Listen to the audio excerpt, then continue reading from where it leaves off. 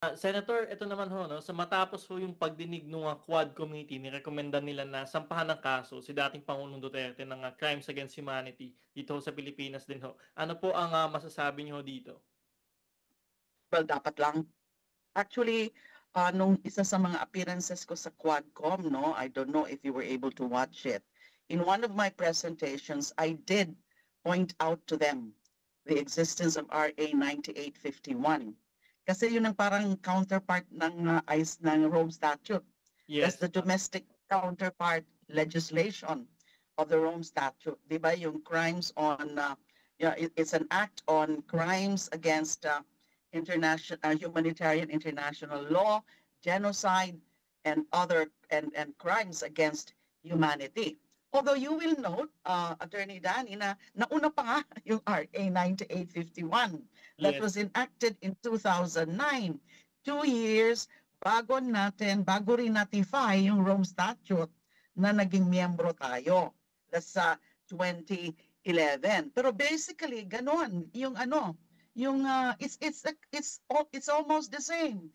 Yung covered crimes, of course, are the same. The only difference is about, yung jurisdiction ng mga local courts. Pero other principles na nakikita rin sa Rome Statute are also there.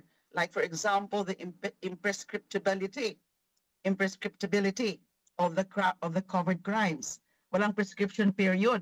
So habang buhay, pwede kang tugisin kung ikaw ay nag-commit ng mga crimes na yon, including crimes against humanity. So pinoint out ko yon. Kaya nga, I think, naging trigger din nga nung pag-create ng DOJ, ng Special Task Force.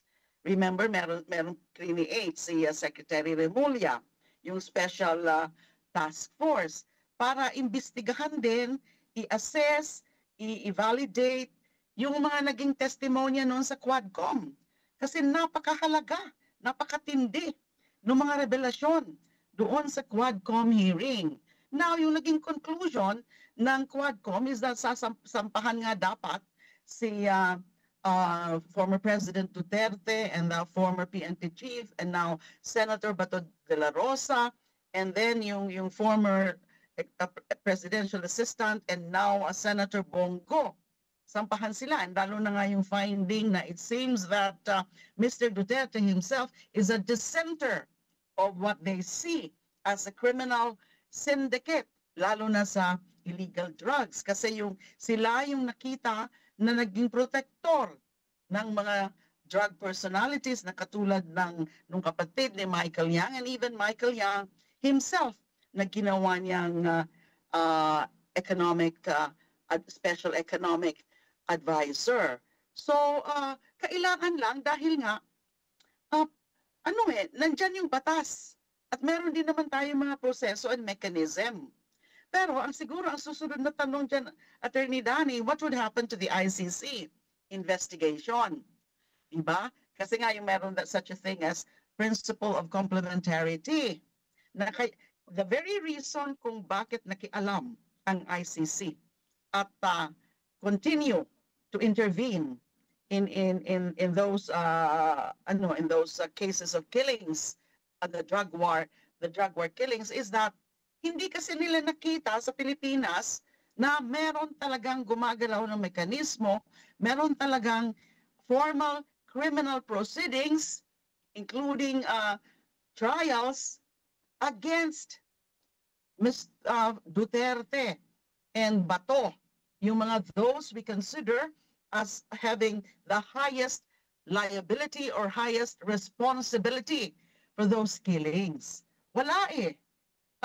So actually, yung mga hearing na yan, hindi yan sapat eh. Kung wala naman talagang isasampa na formal criminal proceedings.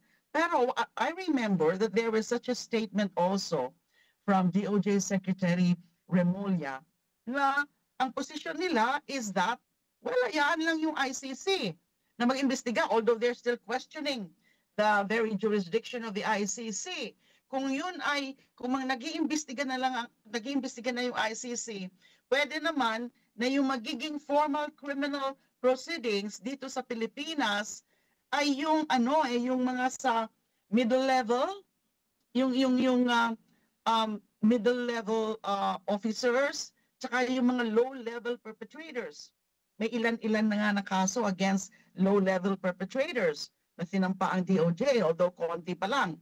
Dahil yung iba na-dismiss na, hindi daw sapat yung ebidensya, kaya na-dismiss rin yung iba ng mga iniimbestigahan dati ng DOJ before the creation of the DOJ Task Force. So in that way, matutuloy pa yung ICC kasi ang pinaka-concentration ng ICC ay yung matataas, yung mga mastermind.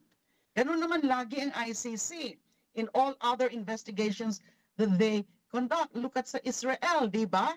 The Prime Minister of Israel, ang kanilang subject, and the high generals.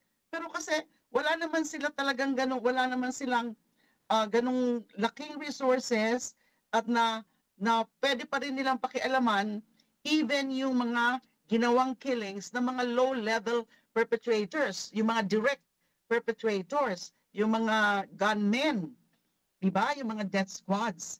So pwede yun eh.